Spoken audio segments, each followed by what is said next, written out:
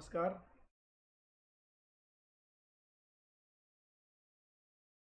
आज हम अपना नया दर्शन का जो तीसरा भाग है, अभ्यास दर्शन है ना, उसको शुरू करने जा रहे हैं।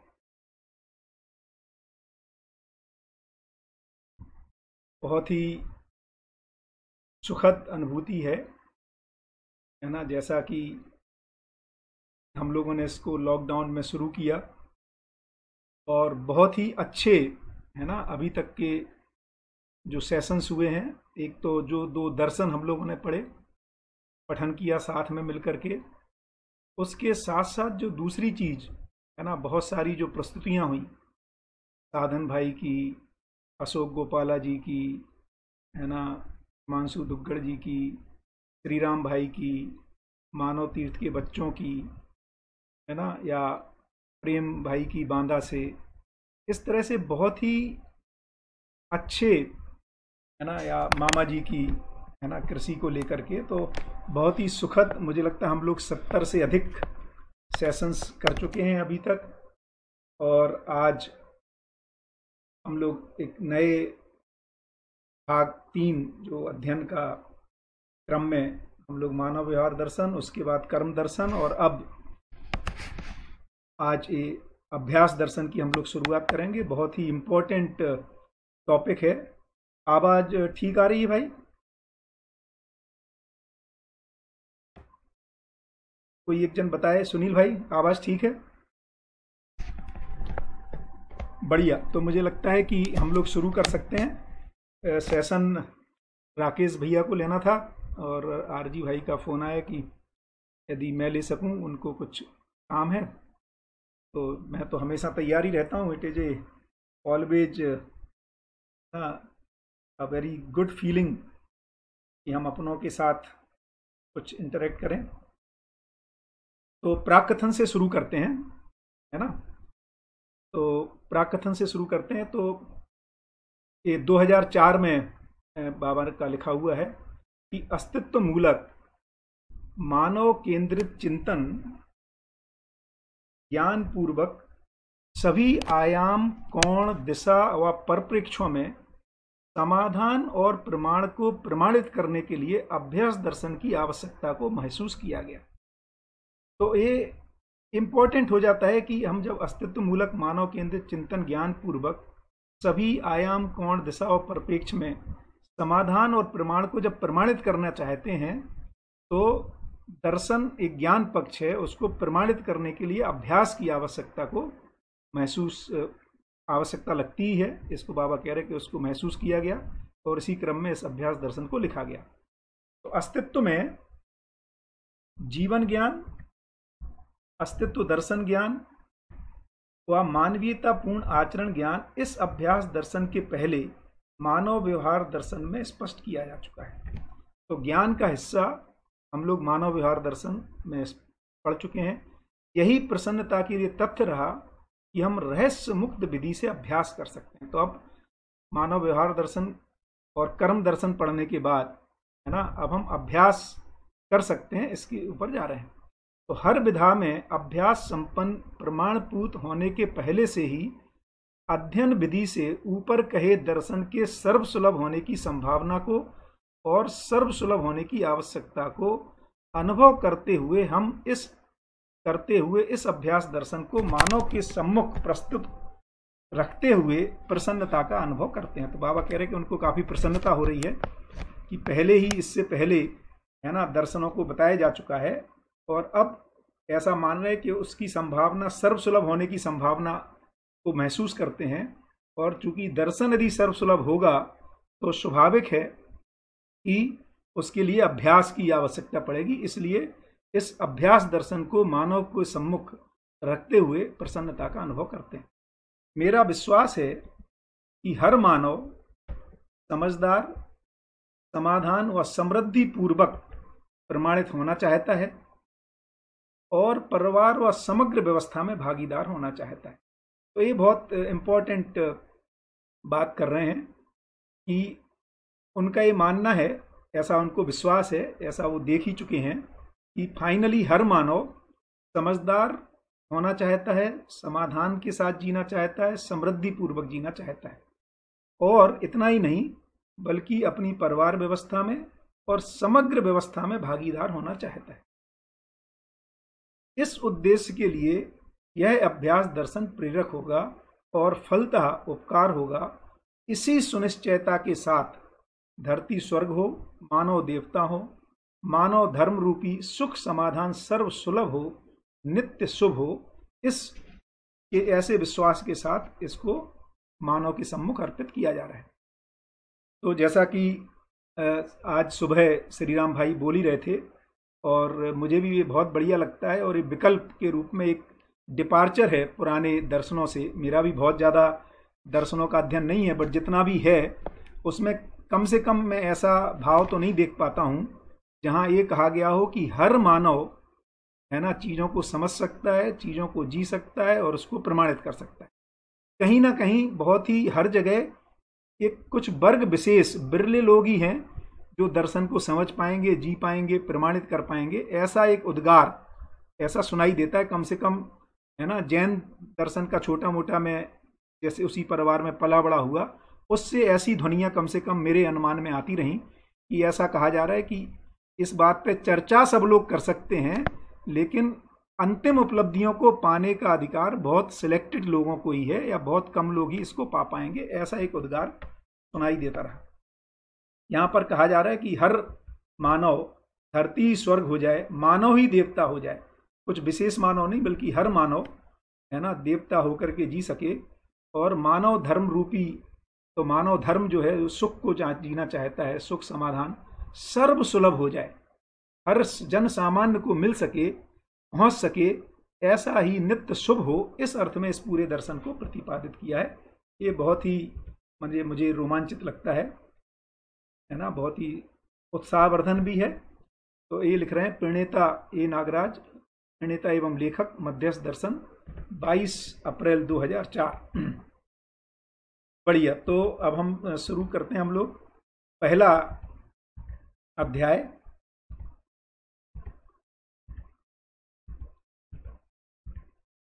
अभ्यास दर्शन। तो अभ्यास की आवश्यकता को बताया ही है, क्योंकि दर्शन के बाद है ना जीने के लिए अभ्यास चाहिए।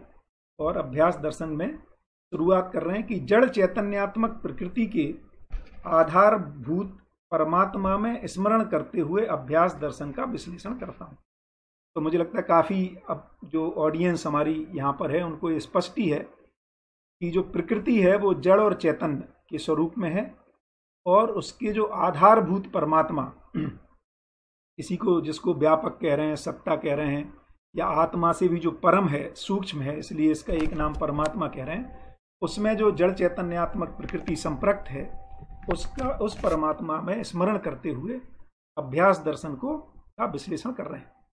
संपूर्ण क्रियाएं, क्रिया माने प्रकृति, तो संपूर्ण क्रियाएं सत्ता में संप्रक्त जड़ और चैतन्य ही है।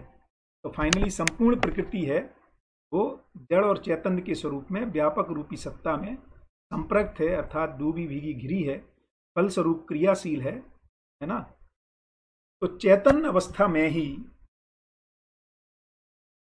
क्रियापूर्णता एवं आचरण पूर्णता की संभावना आवश्यकता है, जिसके लिए मानव में अभ्यास की अनिवार्यता है। अनुमान क्षमता ही अभ्यास का आधार है, अनुभव से अधिक उदय ही अनुमान है, यही निरंतर अभ्यास सूत्र। तो ये बहुत क्या कह रहे हैं कि चैतन्य अवस्था में ही क्रियापूर्णता और आचरण पूर्णता की संभावना है, और उसकी आवश्यकता भी है, दोनों ही चीजें हैं। तो क्रियापूर्णता को अपन बहुत चर्चा कर चुके हैं, है ना, श्रम का विश्राम हो जाना, यही क्रियापूर्णता है। या दूसरे अर्थों में कहें तो मानव में जो 10 क्रियाएं हैं, 5 बल और 5 शक्ति के रूप में, है ना, जिसको मन, वृत्ति, चित्त, बुद्धि, आत्मा के रूप में बल, और आशा, विचार, इच्छा, रितंभरा और प्रमाण के रूप में जो शक्तियां हैं, ये 10 की 10 क्रियाशील हो जाएं अपने अर्थ में। इसी को कह रहे हैं कि 10 क्रियाएं चूंकि अपने अर्थ में क्रियाशील हो गई, इसलिए कह रहे हैं क्रिया की पूर्णता हो गई। जैसे परमाणु में गठन की पूर्णता हो गई थी, अब गठन में कोई अंतर नहीं होना है, ऐसे ही क्रियापूर्णता का मतलब है कि इनमें जो अनुभव संपन्नता है ये पूर्ण हो गई, ये 10 क्रियाएं अपने क्रियाशीलता के साथ व्यक्त हो पा रही हैं। तो चेतन अवस्था में जो अगली घटना घटित होनी है वो होनी है क्रियापूर्णता, और उसके बाद होनी है आचरण पूर्णता, जिसमें हम देव मानव दिव्य मानव पद की बात कर रहे हैं, जिसके लिए अब ऐसा होने के लिए अभ्यास की आवश्यकता है, अनिवार्यता है। अर्थात क्रियापूर्ण हर मानव में अनुभव से अधिक उदय ही अनुमान है। तो इसमें दो चीजों की अनुभव की बात कर रहे हैं, एक तो अनुभव के बाद भी जो आचरण पूर्णता के लिए अनुमान होता है, और एक जनरल सेंस में भी हम कहें कि हमें जितना अनुभव होता है उससे अधिक का हमें अनुमान बनता है, और वही हमारे लिए अभ्यास का सूत्र है। अभ्यास के लिए प्रेरणा का एक तरीका, हमारे लिए एक अभ्यास करने के लिए हमारे में कुछ चीजें उदय होती हैं कि अब अगली स्थिति को पाने के लिए मुझे क्या करना होगा। अभ्युदय अर्थात सर्वतोमुखी समाधान है ना। सर्वतोमुखी समाधान का मतलब हर देश दिशा काल में, तुरंत भैया आ गया होगा नेट, कुछ देर के लिए लगा कुछ हुआ है इसमें। तो अभ्युदय ही अभ्यास की या सर्वतोमुखी समाधान ही अभ्यास की प्रत्यक्ष उपलब्धि। तो भाई अभ्यास क्यों करेंगे, है ना। तो अभ्यास से क्या होगा, उसकी जो उपलब्धि होगी वो सर्वतोमुखी समाधान के रूप में होगी। अर्थात हर देश दिशा काल कोण परिप्रेक्ष्य में हम अभ्युदय को या समाधान को देख पाएंगे और प्रमाणित कर पाएंगे। ज्ञान अवस्था की निर्भ्रम इकाई में व्यापक सत्ता में संप्रक्त प्रकृति अविभाज्य है, यही सहअस्तित्व में अनुभव ज्ञान एवं प्रकृति दर्शन प्रसिद्ध है। तो ज्ञान अवस्था की निर्भ्रम इकाई अर्थात जब मानव निर्भ्रम होता है, भ्रम मुक्त होता है, अर्थात जब अनुभव संपन्न होता है, तो इस बात को पाता है कि व्यापक सत्ता में सारी इकाइयां, सारी प्रकृति जो है वो अविभाज्य है, और यही सहअस्तित्व में अनुभव ज्ञान है एवं प्रकृति दर्शन है। जो आज भी बात हो रही थी कि प्रकृति भी, है ना, शाश्वत है, तो ब्रह्म सत्य और जगत मिथ्या की जगह जगत शाश्वत है।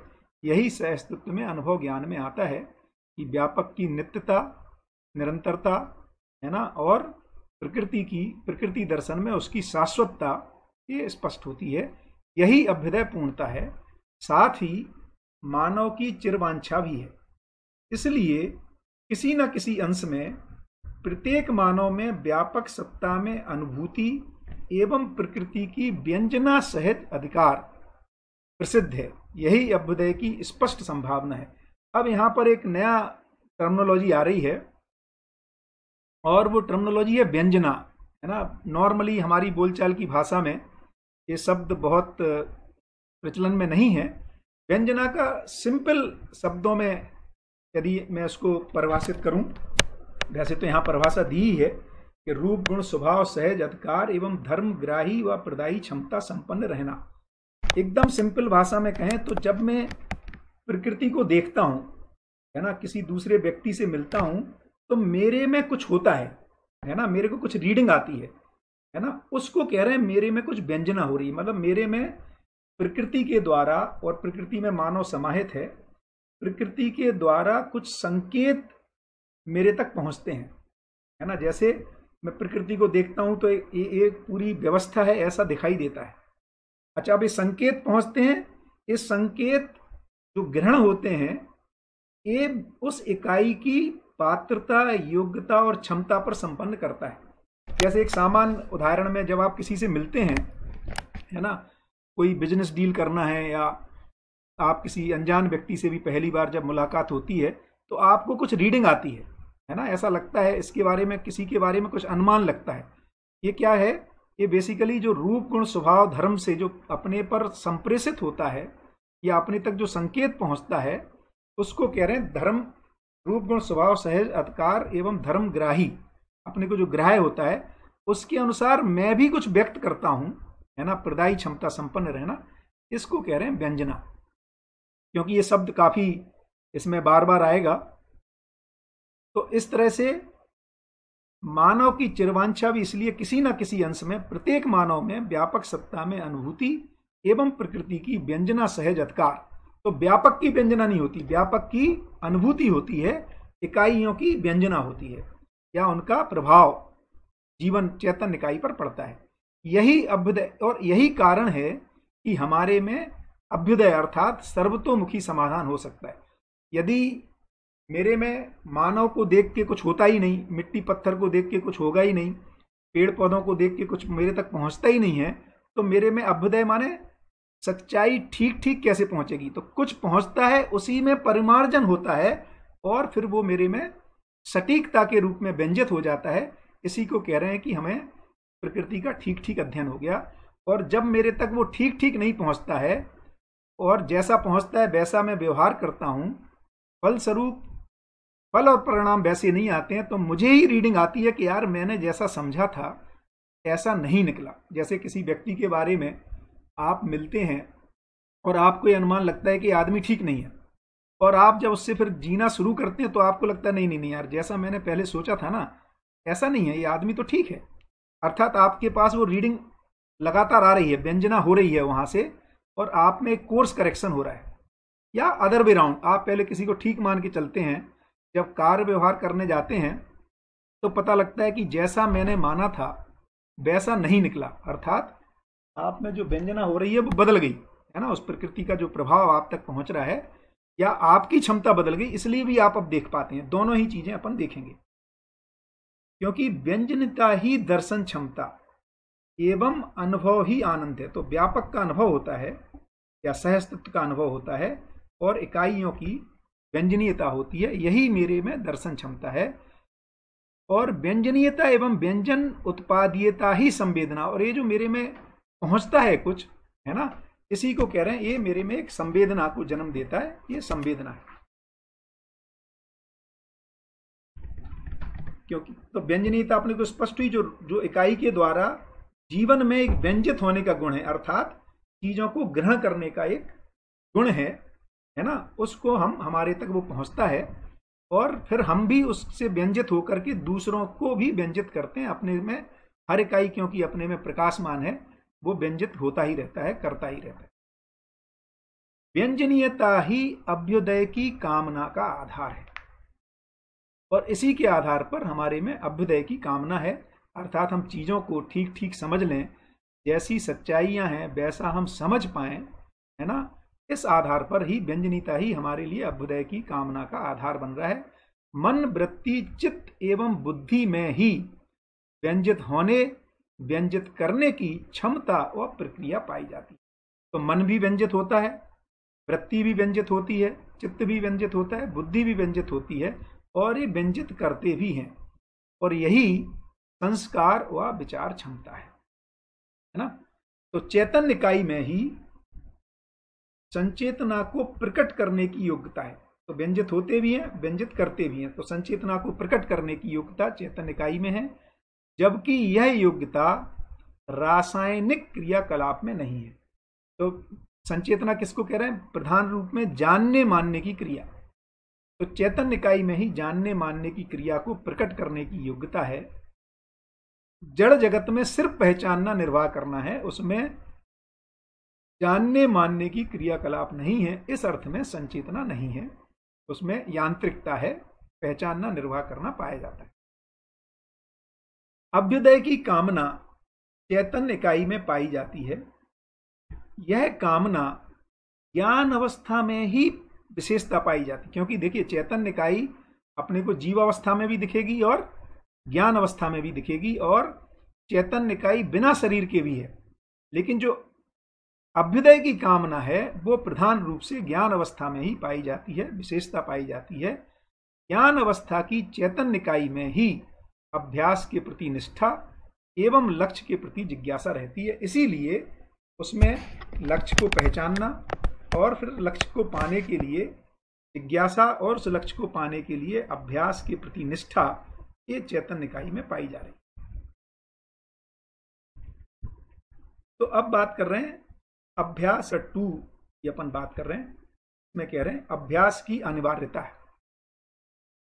क्यों अभ्यास की अनिवार्यता है? क्योंकि हम अभ्युदय चाहते हैं, हम अपने में सर्वतोमुखी समाधान चाहते हैं, और उसको दूसरे ढंग से कहें तो हम अपने में निरंतर सुख शांति समाधान समृद्धि के साथ जीना चाहते हैं। इसलिए अभ्युदय की को पाने के लिए अभ्यास की अनिवार्यता की बात कर रहे हैं। तो अभ्युदयार्थ किया गया आयास, आकांक्षा और हर्ष सहित किया गया प्रयास ही अभ्यास है।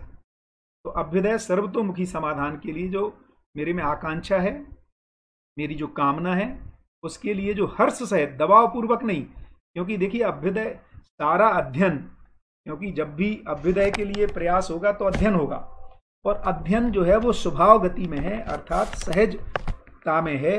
ये दबाव पूर्वक नहीं है। दबाव पूर्वक एक दो बार कोई हमारे में कारण इच्छा से हो सकता है काम हो जाए, जो 3 इच्छाओं की हम लोग अपन बात किए थे कर्म दर्शन में, है ना, सूक्ष्म इच्छा, कारण इच्छा और तीव्र इच्छा। तो किसी के कारणवश हम कभी शिविर में आ सकते हैं, कोई हमें किताबें गिफ्ट कर सकता है, और आजकल तो है ना, कोरोना में सब लोग घर बैठे हैं तो बहुत सारे लोग अपने मित्रों को वीडियो लिंक ट्रांसफर कर देते हैं। लेकिन ये जब तक जिसके पास वो लिंक पहुंच रहा है, जब तक उसमें आकांक्षा ना बने और हर्ष सहित नहीं होगा, तब तक अभ्युदय प्रयास नहीं हो रहा है ना, ऐसा कहा जा रहा है। क्यों और कैसे का उत्तर पाने के लिए किया गया बौद्धिक, वाचिक, कायिक क्रियाकलाप अभ्यास है। तो क्यों और कैसे का उत्तर पाने के लिए जो भी क्रियाकलाप है ना, क्रियाकलाप 3 डोमेन में हो रहा है, बौद्धिक, वाचिक और कायिक, या जिसको वाचिक, कायिक और मानसिक, है ना, कृत, कारित, अनुमोदित, है ना, जो अपन ने कर्म दर्शन में पढ़ा था।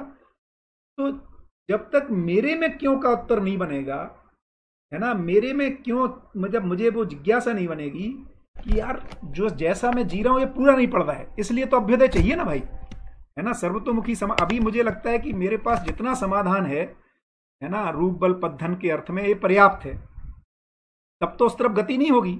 तो किसी क्यों और कैसे का उत्तर पाने के लिए जब मेरे में ही ये क्यों और कैसे का प्रश्न खड़ा हो जाता है, अर्थात जितना अच्छा मैं जी रहा हूं, इसका मतलब ये भी नहीं मैं कह रहा हूं कि जिनमें क्यों और कैसे का उत्तर खड़ा हो रहा है वो बहुत परेशान है, ऐसा नहीं है, बल्कि उल्टा है। हम, क्योंकि गति जो होती है ये सुख से सुख की ओर गति है ना, या कम सुख से अधिक सुख की ओर, या शीघ्र परिणामी सुख से दीर्घ परिणामी सुख की ओर, या अपरिणामी सुख की ओर गति है। तो ये ऐसा नहीं है कि दर्शन उन लोगों के लिए जो परेशान है ना, बल्कि उल्टा है। सब कुछ ठीक है, लेकिन जितना ठीक है उससे उससे अधिक तृप्ति की अपेक्षा में हम क्यों और कैसे का उत्तर पाने के लिए प्रयासरत होते हैं। उसके लिए जो प्रयास बौद्धिक, वाचिक, कायिक क्रियाकलाप अभ्यास है, अर्थात अब समाधान संपन्न होने के लिए अभ्यास है। तो ऐश्वर्य संपन्न होने के लिए नहीं, या केवल रूप बल पद्धन से संपन्न होने के लिए नहीं, बल्कि समाधान संपन्न होने के लिए अभ्यास है। तो इसमें जितने अभ्यास की बात कर रहे हैं वो समाधान संपन्नता के लिए अभ्यास की बात कर रहे हैं। इसका मतलब है कि स्वयं में ये निष्कर्ष भी आना होगा कि अभी मेरे पास समाधान हर आयाम में नहीं है, किन्हीं आयामों में है, और ये पूरा नहीं पड़ रहा है जीने में, इसलिए हमें उन आयामों में समाधान संपन्न होना है, फलस्वरूप अपन आगे बढ़ेंगे। श्याम वीर जी कुछ लिख रहे हैं, भैया मुझे लगता है बाबा निर्भ्रम अवस्था में हर मानव में व्यंजन क्षमता होने और अभ्युदय संभावना का आश्वासन दे रहे हैं। बिल्कुल ठीक है, एकदम आप ठीक कह रहे हैं। तो निर्भ्रम अवस्था में व्यंजना की परिपूर्णता हो जा रही है, ये बात ठीक है। उसके पहले जो व्यंजित होता है उसमें मेरे में अपने ही पात्रता योग्यता अनुसार पूरा अस्तित्व तो हर समय हर मानव में व्यंजित ही है, लेकिन उसको मैं ठीक से, मेरी व्यंजन क्षमता ठीक नहीं है, उसकी ग्रहण करने की पात्रता ठीक नहीं रहती, इसलिए मैं पूरा उसको नहीं पकड़ पाता हूं। ये बिल्कुल ठीक है कि निर्भ्रम अवस्था में ये पूरी तरह व्यंजित हो जाता है, माने संकेत भी पूरी तरह ठीक ठीक ग्रहण होते हैं, और उसको प्रदायी क्षमता, संप्रेषणा भी ठीक पूरी कर पाते हैं। बढ़िया। तो अर्थात समाधान संपन्न होने के लिए अभ्यास है मूल प्रवृत्तियों के परमार्जन पूर्वक कुशलता एवं पांडित्यपूर्ण व्यवहार ही अभ्यास का प्रधान लक्षण है। ये बहुत अच्छी बात कर रहे हैं। क्या कह रहे हैं कि मूल प्रवृत्तियों के परमार्जन पूर्वक कुशलता एवं पांडित्यपूर्ण व्यवहार ही अभ्यास। अब अभ्यास हम कर रहे हैं, इसका प्रमाण कहाँ मिलेगा? तो अभ्यास का प्रमाण व्यवहार में है। ये फलक्रम पॉइंट है, क्योंकि बाबा ये कह रहे हैं कि ज्ञान का जो प्रमाण क्या है, ज्ञान का, मैं ज्ञानी हूं, है ना, इसका प्रमाण कहां मिलेगा? तो व्यवहार रूपी अभ्यास में ज्ञान का प्रमाण है। ज्ञान केवल चर्चा की वस्तु नहीं है, ज्ञान आचरण की वस्तु है, ज्ञान चर्चा की भी वस्तु है, बट उस चर्चा की वस्तु है जो चर्चा आचरण में ट्रांसफर हो, व्यवहार में ट्रांसफर हो। इसलिए सारे प्रवृत्तियों के परमार्जन का जो प्रधान लक्षण है वो व्यवहार है, वही अभ्यास से परमार्जन के रूप में दिखाई देगा। ये बहुत ही इंपॉर्टेंट पॉइंट है, क्योंकि इसीलिए बाबा ने जो प्रमाण को, विचार को प्रमाण नहीं कहा, है ना। भाषा, जैसे मैं बहुत अच्छा लेक्चर दूं, ये दर्शन के उसमें, है ना, ये कोई प्रमाण नहीं है ना। मैं तर्क संगत विधि से बहुत अच्छी चीजों को रख सकता हूं, ये प्रमाण नहीं है। फिर क्या प्रमाण है? मेरा व्यवहार ही प्रमाण है ना। मेरा कार्य मैं जो करता हूं वो समृद्धि के अर्थ में, व्यवसाय या प्राकृतिक संतुलन को बनाए रखते हुए, तो तीन प्रमाणों की बात की है। एक प्रयोग प्रमाण समृद्धि के अर्थ में, व्यवहार प्रमाण समाधान के अर्थ में, अनुभव प्रमाण, है ना, अनुभव के अर्थ में। तो ये तीन प्रमाणों को कहा है, विचार को प्रमाण नहीं कहा, और विचार को बहुत अच्छे सतर्क तर्क संगत विधि से प्रस्तुत करने को भी कोई प्रमाण नहीं बोला है। कई बार तो जब बाबा से बोलते थे कि बाबा, तो बोले क्या चल रहा है, तो बोला विचार कर रहे हैं, बोले तो डांट लगाते थे कि भैया विचार तो, है ना, उनके अर्थ में, मतलब डांटने के लिए, कि चींटी भी करती है, गधा भी करता है, हाथी भी करता है। प्रमाण क्या है इस विचार का? तो विचार का प्रमाण व्यवहार में है। ये बहुत ही माने इंपॉर्टेंट पॉइंट है ना, जो इस दर्शन को माने, क्योंकि ज्ञान का प्रमाण मानवीयतापूर्ण आचरण के रूप में है, इसको बहुत स्पष्ट रूप से कहा जा रहा है। इसलिए मानवीयतापूर्ण आचरण, और जिसको मूल्य, चरित्र और नैतिकता के रूप में, है ना, तो उसी को फिर आगे लिख रहे हैं कि व्यक्ति की मूल प्रवृत्ति विचार के रूप में बदलेगी, उसका परिवार में आचरण के रूप में प्रमाण दिखाई देगा, समाज में सम्मति व प्रोत्साहन एवं भागीदारी के रूप में, अर्थात बड़ी व्यवस्था में भागीदारी के रूप में प्रमाण दिखाई देगा, राष्ट्र में शिक्षा व व्यवस्था के रूप में, एवं अंतरराष्ट्रीय मूल प्रवृत्ति परिस्थिति मानव चेतना के रूप में प्रत्यक्ष है। तो अंतरराष्ट्र में क्या होगा कि कैसे पूरे अंतरराष्ट्र में इस तरह का वातावरण निर्माण हो, है ना, जिससे कि मानवीय चेतना सफल हो सके, है ना। क्योंकि अभी जो अपन एक कई बार बात कर चुके हैं कि अभी का जो पूरा वातावरण है, सामाजिक वातावरण, वो अमानवीय प्रवृत्तियों के लिए प्रेरणा दे रहा है, ना कि मानवीय प्रवृत्तियों के लिए। चाहे वो शिक्षा, जिसको अपन कह रहे हैं लाभोन्मादी, कामोन्मादी, भोगोन्मादी, है ना, चाहे वो दूरदर्शन देखें, चाहे वो अखबार पढ़ें, चाहे वो, है ना, तो बहुत सारा जो वातावरण का प्रभाव है वो मानवीयता की ओर हमें ले जाने के लिए नहीं है। बढ़िया। तो सारा अभ्यास हमारी मूल प्रवृत्तियों के परमार्जन के लिए है, उसका सारा प्रमाण हमारे व्यवहार में है, परिवार में, समाज में, राष्ट्र में, अंतरराष्ट्र में कैसे वो फलीभूत होता है, इसकी चर्चा की गई। तो अभी बेसिकली अभ्यास, दूसरा चैप्टर है अभ्यास की अनिवार्यता, क्यों चाहिए अभ्यास, उसके बारे में बातचीत हो रही है। तो सर्वतोमुखी समाधान ही अभ्युदय है। मानव में समाहित चारों आयाम, जो मैंने अभी अपनी चारों आयाम की बात की, है ना, अपने तीन प्रमाण की बात की, चारों आयाम अपने को स्पष्ट ही हैं, अनुभव आयाम, विचार में समाधान आयाम, है ना, व्यवहार आयाम और व्यवसाय आयाम। तो मानव में चारों आयाम और पांचों स्थिति, है ना, व्यक्ति, परिवार, समाज, राष्ट्र और अंतरराष्ट्र, इन पांचों स्थितियों में जो सर्वतोमुखी समाधान है, इन्हीं की एक सूत्रता हो जाना ही सर्वतोमुखी समाधान की बात है। यही बौद्धिक समाधान एवं भौतिक समृद्धि श्रम पूर्वक संपन्न होता है। ये बहुत इंपॉर्टेंट पॉइंट है। अभी इसमें श्रम लगेगा, है ना, एक बार हम पहुंच जाएंगे उस स्थिति में, फिर श्रम का विश्राम है, लेकिन अभी तो श्रम है ना। क्या श्रम है? मन और वृत्ति के बीच में जो एक रूपता नहीं है, यही श्रम है ना। क्योंकि हायर फैकल्टी जो वृत्ति है, मन उससे अभी उसकी ओर अभिमुख नहीं हुआ है, इसलिए श्रम है, थकान है। चित्त, वृत्ति और मन के साथ एक रूपता में नहीं है ना, बुद्धि इन तीनों के साथ एक रूपता में नहीं है और आत्मा के साथ ये चारों अभी अलाइंड नहीं है। तो यहाँ तक पहुंचने में यही बौद्धिक समाधान एवं भौतिक समृद्धि श्रम पूर्वक संपन्न होता है। तो अभी एक प्रयास लगेगा, इसको पहले ही कहा कि अभ्युदय अर्थ किया गया आकांक्षा एवं हर्ष सहित किया गया प्रयास। तो अभी एक प्रयास पूर्वक हम जिस स्थिति में हैं उससे अगली स्थिति हमें अर्जित करनी है। इसी को पुरुषार्थ भी कहा है। एक बार उस स्थिति में पहुंचने के बाद फिर श्रम का विश्राम है। अभी तो श्रम पूर्वक ये घटित होगा ना। तो ये इसमें प्रयास लगेगा। कई बार बाबा कहते थे कि भैया रीढ़ की हड्डी का पसीना निकलेगा, है ना। तो रीढ़ की हड्डी का पसीना निकलने का मतलब है कि हमें अपने आशा विचार इच्छाओं को अंतर्नियोजित करना पड़ेगा। और विशेष बात जो प्रधान बात ये कह रहे हैं कि अपने में ही मैं पूर्ण नहीं हूं, ये निष्कर्ष निकालना सबसे, जो रीढ़ की हड्डी का पसीना है बेसिकली वो यही निकलता है।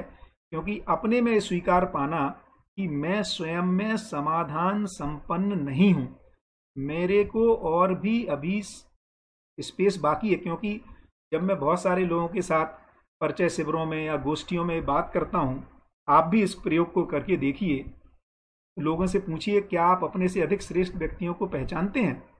तो 80% मेरे को ऐसा निकल के आता है कि लोगों को उनसे अधिक श्रेष्ठ लोग दिखाई नहीं देते हैं ना। तो ये विडंबना भी है, पर हैं भी नहीं समाज में शायद लोग, है ना। ये एक सबसे बड़ी विडंबना है कि जो रोल मॉडल्स है ना, या जीते, जिसको बाबा कह रहे हैं कि किसी भी समाज का सौभाग्य वही है कि जीते जागते देवता उपलब्ध हो जाएं, है ना। तो ये होना भी शेष है शायद। लेकिन यदि हमें नहीं दिखाई दे रहे हैं तो कम से कम अपने में मैं पूर्ण नहीं हूं इतना तो दिखना चाहिए। अदरवाइज हमारे में सर्वतोमुखी समाधान की ओर गति करने के लिए कोई दिशा निर्धारण नहीं हो पाता है। फलस्वरूप आगे की जागृति या विकसित अवस्था को पाने की संभावना नहीं बन पाती है। इस अर्थ में इस अभ्यास के लिए बात कर रहे हैं कि अभी श्रम पूर्वक ये संपन्न होगा। इसमें प्रयास लगेगा, कुछ समीक्षाएं होंगी, अपने से श्रेष्ठताओं को पहचानना होगा और पहचानने के आधार को भी क्लियर कर रहे हैं। कोई विचार के आधार पर नहीं पहचानना है, आचरण के आधार पर पहचानने की बात हो रही। बढ़िया। तो मानव अभ्युदय पूर्ण होते तक अभ्यास के लिए बाध्य। चैप्टर का नाम ही अभ्यास की अनिवार्यता। तो ये हमारी बाध्यता है। क्यों बाध्यता है भाई? क्योंकि मैं सुखी होना चाहता हूं। और जब तक मैं अभ्युदय पूर्ण नहीं हो जाता, जब तक मैं सर्वतोमुखी समाधान से संपन्न नहीं हो जाता, तब तक दुखी होना, समस्याग्रस्त होना ये स्वाभाविक घटना है ना, ये रहेगा ही। तो अभ्युदय ही मानव की आशा, आकांक्षा एवं लक्ष्य है। क्योंकि मानव इससे कम में तृप्त होने वाला नहीं है, निरंतर तृप्ति चाहता ही है। तो अभ्युदय ही मानव की अर्थात सर्वतोमुखी समाधान ही मानव की आशा, आकांक्षा एवं लक्ष्य है। यही जागृति क्रम में पाई जाने वाली सत्यता है। इस चैतन्य इकाई की सत्यता यही है कि, या अर्थात जागृति क्रम में पाए जाने वाले चैतन्य इकाई में ये पाया ही जाता है कि उसमें अभ्युदय की कामना, अभ्युदय की आशा, आकांक्षा, लक्ष्य सूक्ष्म इच्छा के रूप में एज ए मिनिमम अस्तित्व सहज कोडिंग है उसमें, है ना। तो वो कोड बना ही हुआ है, भ्रूण रूप में है ही, इसीलिए वो फलीभूत होगा, इसीलिए हम अभ्युदय में सफल होंगे। इसीलिए बाबा कह रहे हैं कि जागृति तो निश्चित ही है ना, अस्तित्व स्थिर है और जागृति निश्चित है।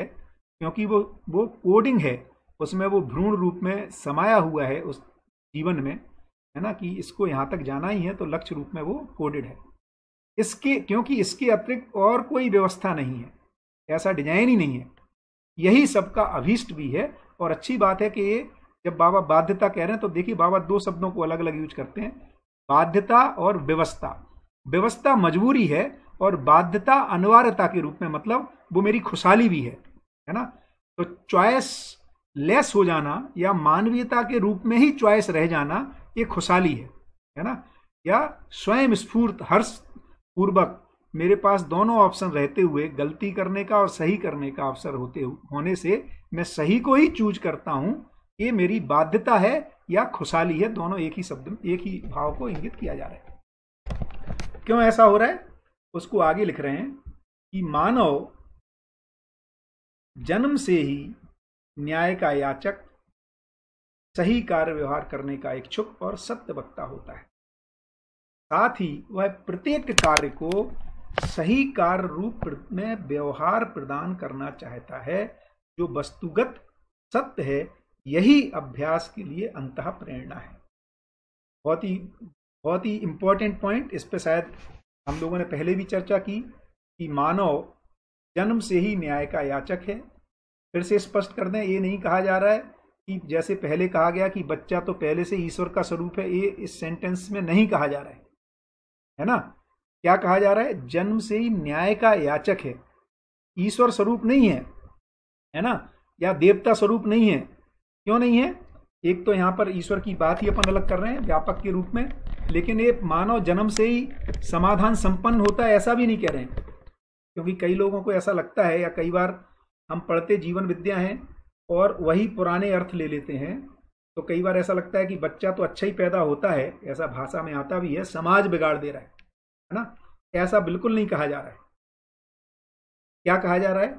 मानव जन्म से ही न्याय का याचक है, न्याय प्रदायी क्षमता से संपन्न होना है, सही कार्य व्यवहार करने का इच्छुक है, सही और गलत की पहचान कराना ही एक मानवीय समाज का जिम्मेदारी है, शिक्षा की जिम्मेदारी है, व्यवस्था की जिम्मेदारी है। और सत्य वक्ता है, सत्य का कुछ अता पता नहीं है ना। तो सत्य बोध करा देना ये जिम्मेदारी है व्यवस्था की, समाज की, परंपरा की। तो न्याय का याचक है। और इसकी अपन पहले भी एग्जाम्पल की बात कर चुके हैं कि यदि अपन बच्चों में एक सर्वेक्षण करके देखते हैं तो 10 बच्चों को, है ना, 2-2 टॉफ़ी दें और एक बच्चे को एक ही टॉफ़ी दें या ना दें, तो वो शिकायत करता है कि देखो आंटी आंटी आपने गलती कर दी, है ना, मेरे साथ न्याय नहीं हुआ। ऐसा वो भाषा नहीं बोल रहा है, बट भाव व्यक्त कर रहा है ना, कि आपने मुझे सबको 2 दी तो मुझे एक ही क्यों दी, या सबको 4 दी तो मुझे 2 ही क्यों दी। लेकिन यदि उसी बच्चे को, सब बच्चों को फिर से 2 दो और उस बच्चे को 10 दे दो, तो अब वो वस्तुओं का बराबर बराबर बांट दे, ऐसा नहीं देखा जा रहा है सभी में, है ना।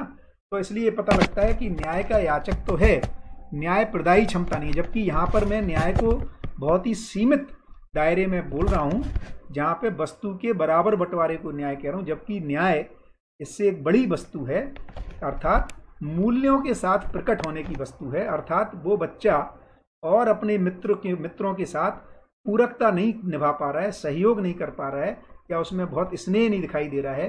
बल्कि ऐसा भी देखा है कि यदि कई बच्चों को आप दे दो और 1-2 को नहीं दो, तो वो छीना झपटी करते हुए भी दिखाई दे रहे हैं। अर्थात उनमें कोई स्नेह, कृतज्ञता, विश्वास, है ना, ऐसी योग्यताएं नहीं पाई जा रही हैं। न्याय का याचक जरूर है, न्याय प्रदायी क्षमता, जिनको मूल्यों के रूप में कह रहे हैं, उससे संपन्न करना ही परंपरा का काम है।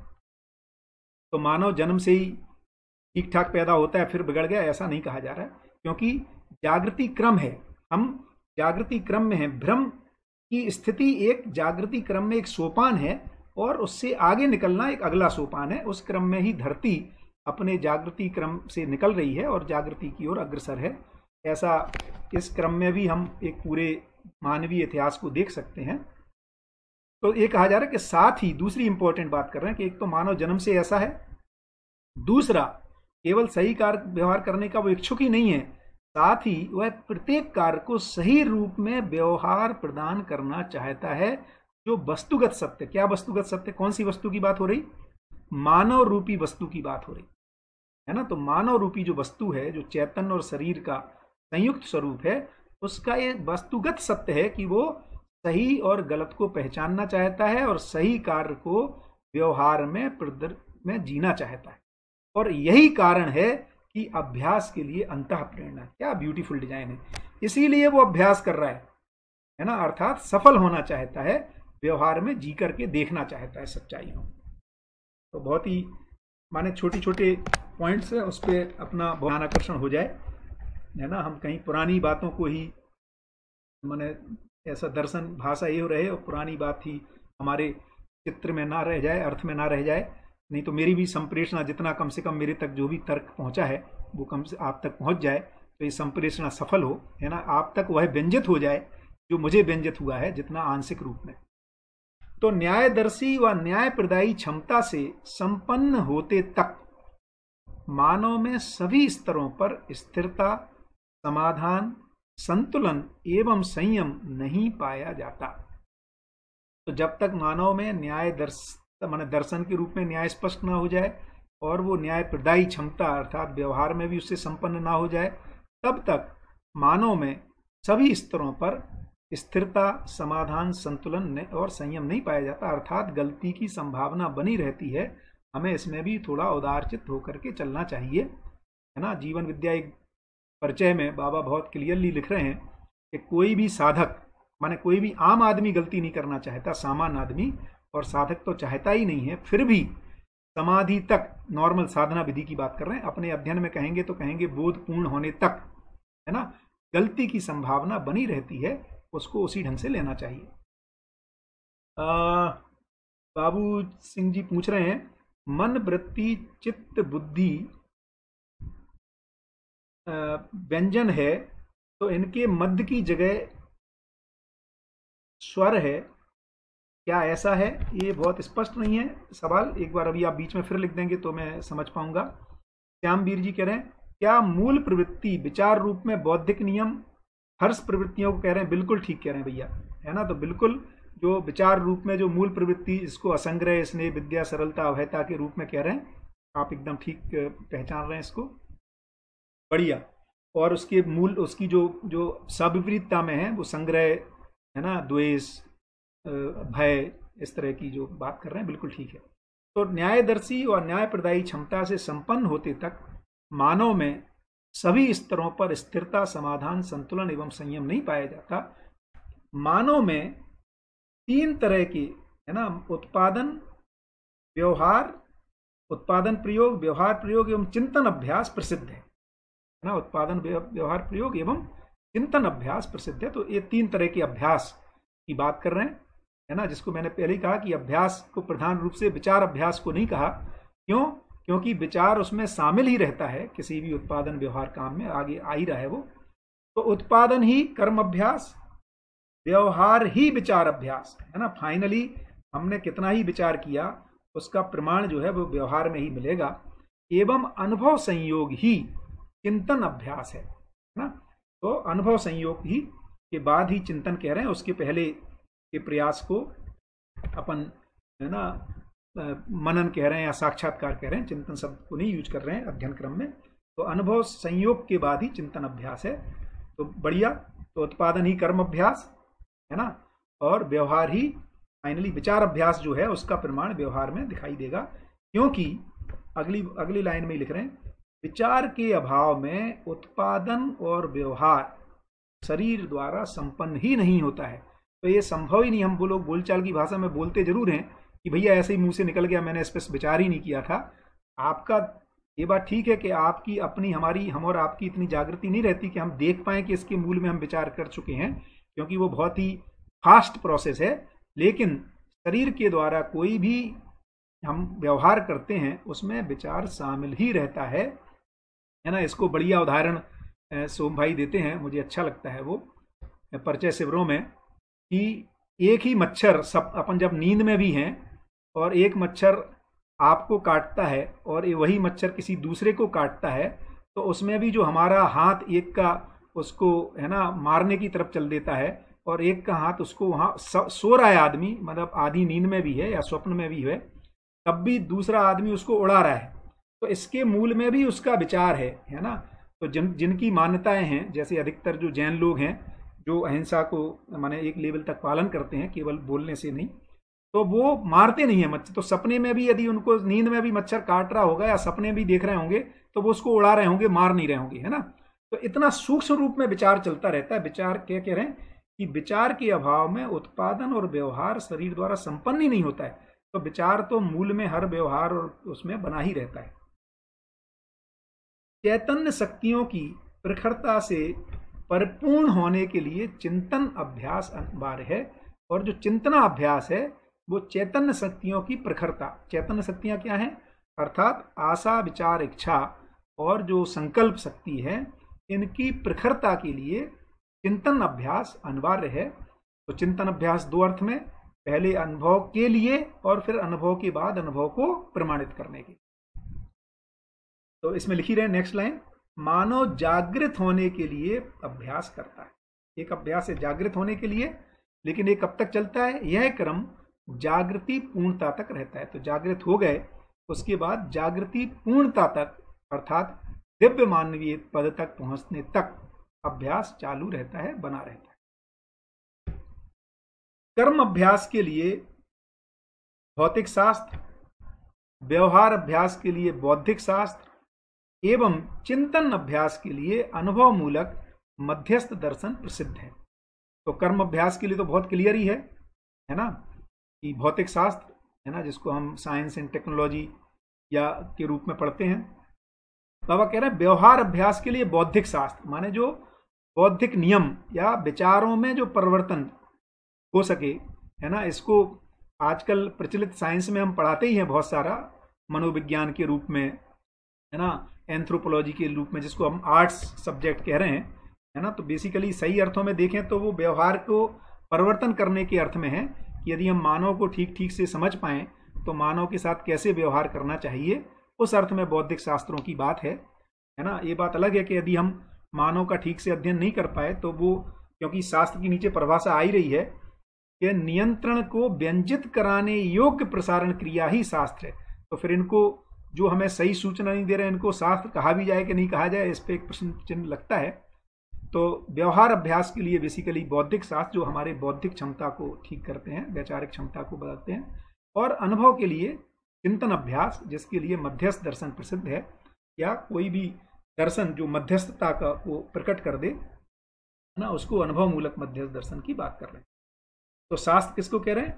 नियंत्रण को व्यंजित करा दे, व्यंजित माने हम तक पहुंचा दे, संकेत ग्रहण हो जाए हमारे में सच्चाइयों का, या उद्घाटित हो जाए वो, तो नियंत्रण को व्यंजित करा दे। क्या नियंत्रण के इकाइयां नियंत्रित हैं, सारी व्यवस्था नियंत्रण के साथ ही है ना। और फाइनली देखेंगे तो व्यापक में ही सारी चीजें नियंत्रित हैं, और मानव में, जागृत मानव में वही व्यापक ज्ञान के रूप में है।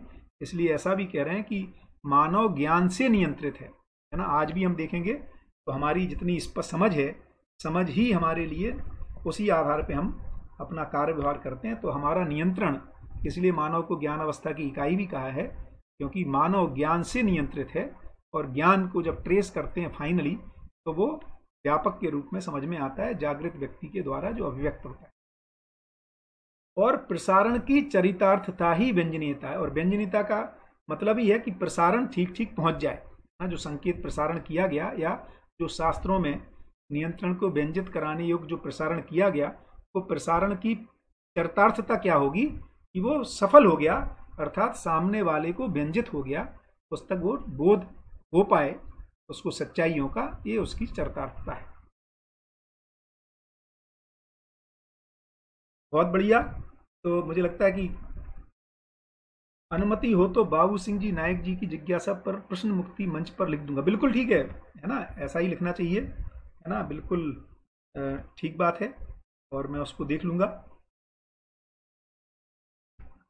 स्थिति पूर्ण सत्ता में संप्रक्त प्रकृति का अनुभव, बोध एवं रूप गुण स्वभाव तथा धर्मात्मक प्रकृति की स्थिति वक्ता में व्यंजित कराने हेतु प्रसारण एवं व्यंजनीयता है।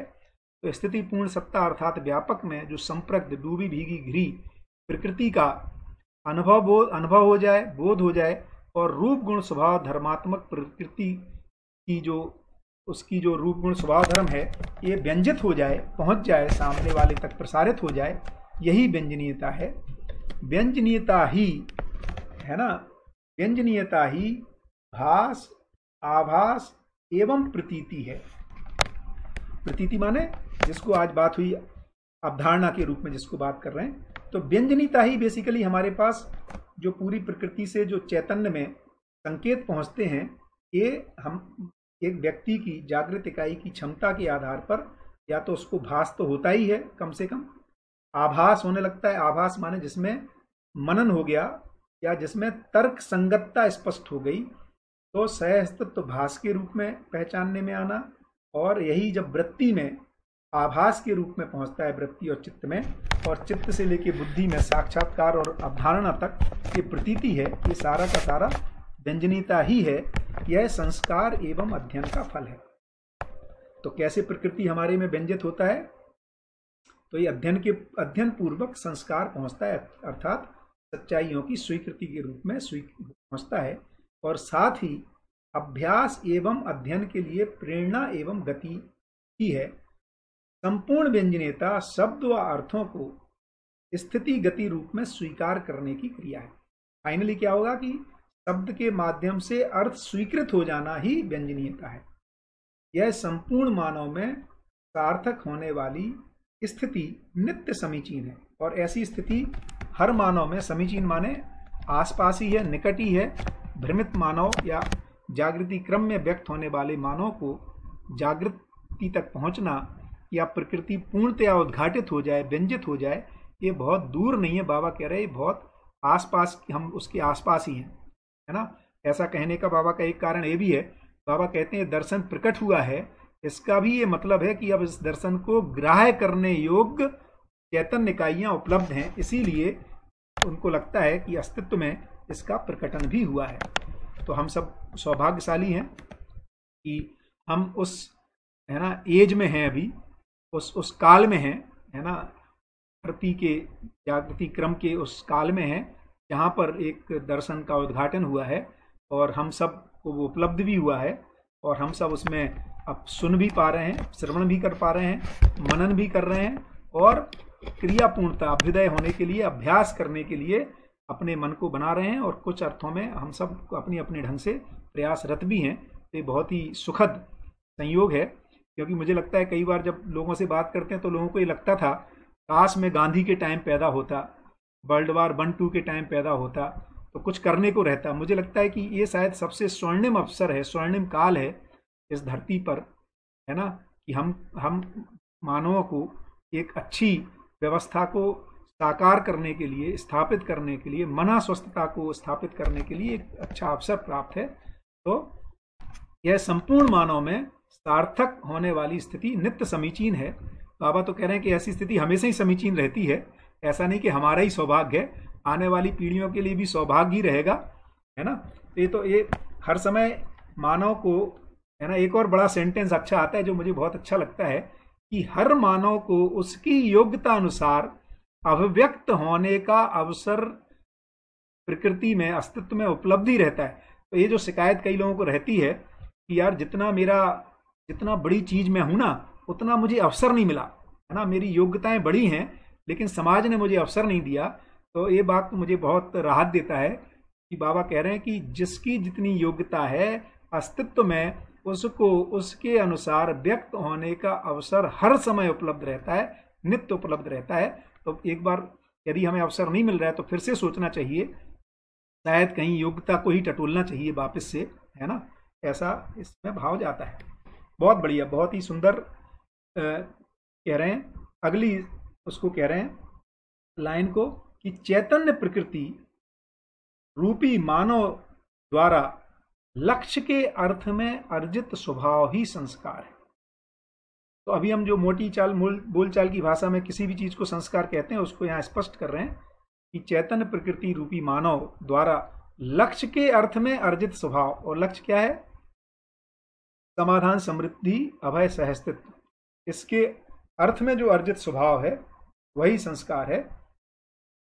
आगंतुक अथवा भ्रमित प्रवृत्ति तब तक भावी है जब तक संस्कार समझदारी पूर्ण ना हो जाए, और इसके पहले आगंतुक या भ्रमित प्रवृत्ति होने की संभावना बनी हुई है जब तक समझदारी पूर्ण ना हो जाए। समझदारी के क्रम में भी गलतियां होने की संभावना, भ्रमित प्रवृत्ति की व्यक्त होने की संभावना बनी हुई है। इसमें उनको गलतियों को स्वीकारते हुए आगे बढ़ने के लिए ही प्रयासरत होना चाहिए, है ना, और उसमें उसकी समीक्षा यही होना चाहिए कि ये गलती होगा, आगे से सुधार करने के लिए और अपने में कटिबद्ध होना चाहिए, अध्ययन को और ठीक से अध्ययन करना चाहिए, स्वमूल्यांकन करना चाहिए, ऐसा मुझे लगता है। अमानवीयता की सीमा में संस्कार विकृत, मानवीयता की सीमा में सुसंस्कार एवं देव दिव्य मानवीयता की कोटि में संस्कार पूर्ण होता है, जो स्पष्ट है।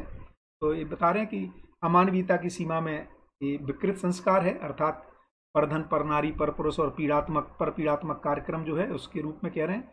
मानवीयता की सीमा में जो संस्कार है, जिसको मूल चरित्र और नैतिकता कह रहे हैं, या स्वधन स्वनारी स्वपुरुष और दयापूर्ण कार्य व्यवहार कह रहे हैं, है ना। तो ये सुसंस्कार है और देव और दिव्य मानवीयता की कोटि में संस्कार पूर्ण हो जाता है, अर्थात और भी दूसरों को संस्कारित करने की योग्यता से संपन्न हो जाते हैं। ऐसी व्यवस्था शिक्षा संस्कार में योगदान दे पाते हैं। उस स्थिति में कह रहे हैं कि संस्कार पूर्ण हो गया है। बढ़िया। तो बाबू भाई लिख रहे हैं, प्रश्न था, व्यापक सत्ता में प्रकृति का दर्शन की व्यंजना मन वृत्ति चित्त बुद्धि में होती है तथा व्यापक का अनुभव आत्मा में होता है। बिल्कुल ठीक कह रहे हैं बाबू भैया, एकदम 100%, है ना। तो प्रकृति यहाँ मन वृत्ति चित्त बुद्धि पे व्यंजित होती है, इसीलिए कह रहे हैं प्रकृति का बुद्धि दर्शन करती है और आत्मा व्यापक में अनुभव करती है, व्यापकता में सारी इकाइयों का या सहस्तित्व का अनुभव करती है। एकदम ठीक कह रहे हैं। अगली बात कर रहे हैं कि क्रिया शक्ति में कर्म अभ्यास, इच्छा शक्ति में व्यवहार अभ्यास और शास्त्र अभ्यास तथा ज्ञान शक्ति में चिंतन अभ्यास प्रसिद्ध है। ये यदि आपको ध्यान हो तो क्रिया शक्ति जागरण, इच्छा शक्ति जागरण और ज्ञान शक्ति जागरण, ये 3 शक्ति जागरण की बात कर्म दर्शन में की है। और ये शायद शक्ति मैंने एक तरह से रीडिफाइन किया है, क्योंकि क्रिया शक्ति, इच्छा शक्ति, ज्ञान शक्ति जागरण की बात परंपराओं में रही है। तो यहाँ पर जब क्रिया शक्ति का जागरण कह रहे हैं तो जिसको कह रहे थे कि शब्द स्पर्श रूप रस गंध से जो हमारा अपव्यय का रुक जाना, इंद्रियों के माध्यम से जो इंद्रियां संयम है या अपव्यय का रुक जाना। अब संयम माने इंद्रियां संयम, यहाँ पर ऐसा नहीं कह रहे हैं कि इसको संयमित करना है प्रयास पूर्वक। वो वृत्ति में जैसे ही इसकी न्यूनता या इसकी क्षणिकता स्पष्ट होती है, वो स्वयं स्फूर्त संयमित होने लगती है। इसी को कह रहे हैं कि मन का प्रत्यावर्तन होना। तो जो क्रिया शक्ति जागरण है, एक तरह से मन का प्रत्यावर्तन होना या मन का झुकाव अब वृत्ति की ओर हो गया, जो पहले शरीर की ओर था, संवेदनाओं की ओर था। और उसका कारण इतना ही है क्योंकि मन तो रसज्ञ है ना। मन चंचल नहीं है, मन तो रसज्ञ है, सुख के लिए शोधरत है। और अभी तक उसकी पात्रता इतनी ही थी कि वो सुख को संवेदनाओं से ही ग्रहण करने की पात्र के रूप में था। जैसे ही उसकी पात्रता बढ़ती है और वो इस बात को पहचान पाता है कि न्याय रूपी सुख, ये जो संवेदना और रूपी सुख से दीर्घकालीन है, फलस्वरूप मन वृत्ति की ओर प्रत्यावर्तित हो जाता है। क्या खूबसूरत डिजाइन है ना। इतने अपन इस दर्शन के माध्यम से इतना उसको टेक्निकली पहचान सकते हैं कि जीवन में क्या घटना घट रही है। जिसको पहले लोगों ने वैराग्य कहा, बाबा उसको पर वैराग्य कह रहे हैं, क्योंकि वैराग्य में संबंधों से भी दूर होने की बात कर रहे हैं। यहाँ पर वैराग्य में जो पर वस्तु है, अर्थात जो इंद्रियों में होने वाला सुख है, जो क्षणिक है, उससे वैराग्य है।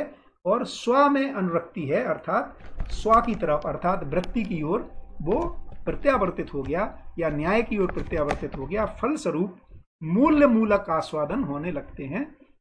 इसी को क्रिया शक्ति जागरण कह रहे हैं। और इच्छा शक्ति में जो जागरण है, जिसको कह रहे थे कि अब मन वृत्ति चित्त और या आशा विचार इच्छाओं का अंतर नियोजन होने लगता है, इनसे जो अव्यय हो रहा था वो रुक गया, है ना। तो अभी कहाँ लग गई, ये साक्षात्कार या ज्ञान को अर्जित करने में इनका नियोजन हो गया। उसको इच्छा शक्ति में व्यवहार अभ्यास, इसलिए शास्त्र अभ्यास होने लगता है।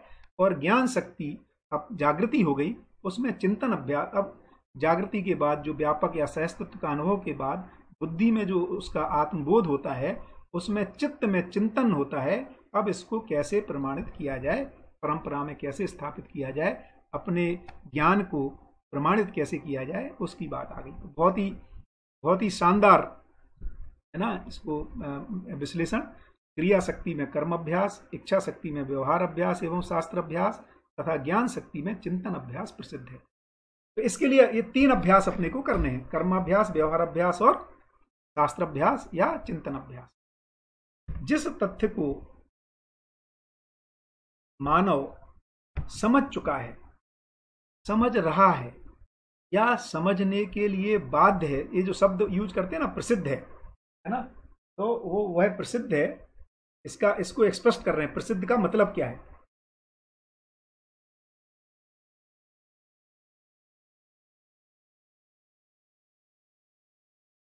तो जैसे बोल रहे थे कि है ना, ज्ञान के लिए मध्यस्थ अनुभव मूलक मध्यस्थ दर्शन प्रसिद्ध है। हम लोग बोलते बाबा कहाँ प्रसिद्ध है, कोई जानता नहीं, अभी 10 लोग 50 100 लोग जानते हैं, 1000 लोग जानते हैं, आप लिख रहे हैं प्रसिद्ध है। तो शब्द से प्रसिद्ध का मतलब होता है जो सबको